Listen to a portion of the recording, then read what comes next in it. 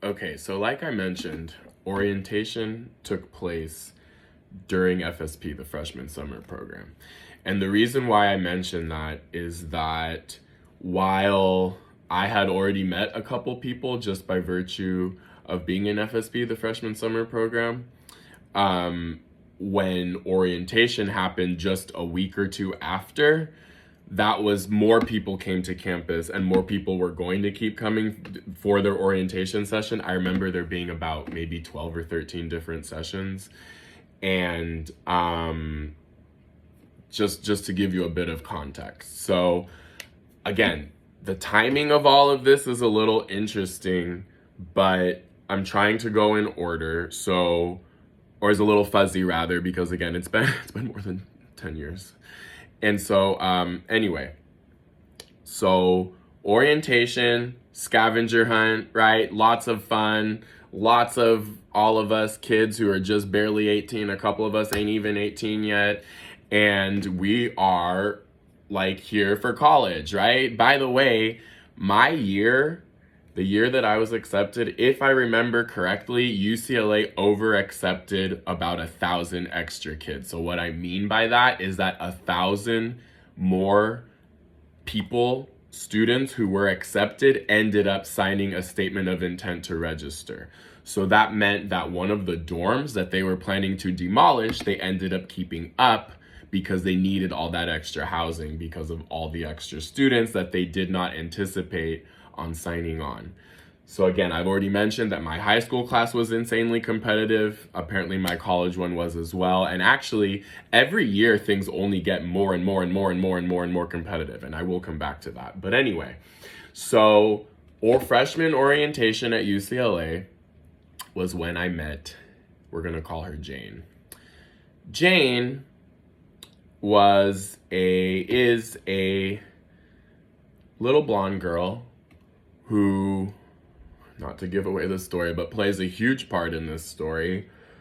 Anyways, Jane was in our orientation group. We thought we were going to win the scavenger hunt. We had a bunch of fun running around campus collecting all the clues. We ended up not winning, but Jane mentioned that she was going to come back to campus to take classes. So not as a part of FSP, because FSP was for a very specific group of people, but she was going to come back and take classes just to get ahead, right? To take some summer classes. So we exchanged information and she said, hey, when I come back, let's definitely hang out. And I was like, bet, right? So again, it could have been a week later, it could have been a couple of days later, but memory's a little fuzzy. I was hanging out with a guy, we're going to call him Roger. So Roger and I had like a very brief friendship. So the other thing that you have to realize is that I wasn't comfortable about my sexuality yet. Roger was a straight guy and I wasn't attracted to Roger, that's not what I'm getting at, but kind of the basis of our relationship was like, okay, for lack of a better explanation, like we liked girls. We talked about girls, right? So we had like that straight guy dynamic relationship. And it only got so far, if you know what I mean. But because I don't know how best to explain it, but that was like kind of my relationship with Roger. And I bring that up for a reason. So one night, Roger and I hang out with these girls. I'm gonna literally roll my eyes because this is so stupid, but this is also like how straight men think. And we had decided that I was more attracted to the brunette, he was more attracted to the blonde, so of course that's who we were going to get with, right? Joke's on us when, I'm not gonna say their names, I don't wanna have to assign them pseudonyms, but they go up to a building, we're supposed to go drink, I have the alcohol, right? They go up into the building and they decide that they're actually not gonna come back down. And so Roger was over it. He was like, okay, well, I'm leaving. I had the alcohol. That's actually when I made friends with, we're going to call her Patty. So Patty and I were like, you know what? We're going to drink. So we drank. And then you know what happened? Later on that night, this is, again, also blurry, but we were walking on, I believe it was Gailey, which was like one of the main streets out there by the UCLA campus, and we hear Party in the USA by Miley Cyrus blasting from one of the frat houses across the street. I can't make this shit up, guys. I promise you. It was SAE. usually considered one of the top on Grindr. Anyway, so I just have this memory, and mind you, this was summertime, so it's not this way during the normal of the year where any old guy, especially who's not affiliated with the frat, can just walk into the house. No problem, especially not a top house, and we'll get into all that a little bit later, because the frats, or AKA white booster societies, they ran the school. Yeah, we'll talk about that. But I just remember hearing the song, me and Patty give each other this look, and we run across the street into this party, and that was the night. Like, we just had our fun drunken night, dancing all night in SAE's living room. So a little bit later, Jane joins us again on campus, and the three of us became really good friends. We called each other GFU, get fucked up. So get was Jane, because Jane always could get the alcohol. That's get. Fucked was Patty.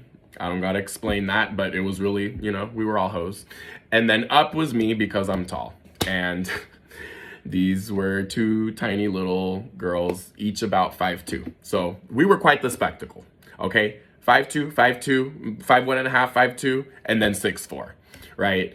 And then I guess it really, anyway, but we were a whole mix of ethnicities too. It doesn't really matter. But one of my favorite memories from the summer, and this will show you the ratchet shit that we did, which I'm not going to apologize for, because it was great and it makes for wonderful memories. And I know y'all are laughing about it too. So there's this fountain at the top of the Jan steps. Gosh, why can't I remember the name of that fountain? Gorgeous, gorgeous, gorgeous fountain. Top of I don't know what the fountain's called, but it's one of my favorite parts of campus. So there's the Jan steps, and then there's that fountain at the top.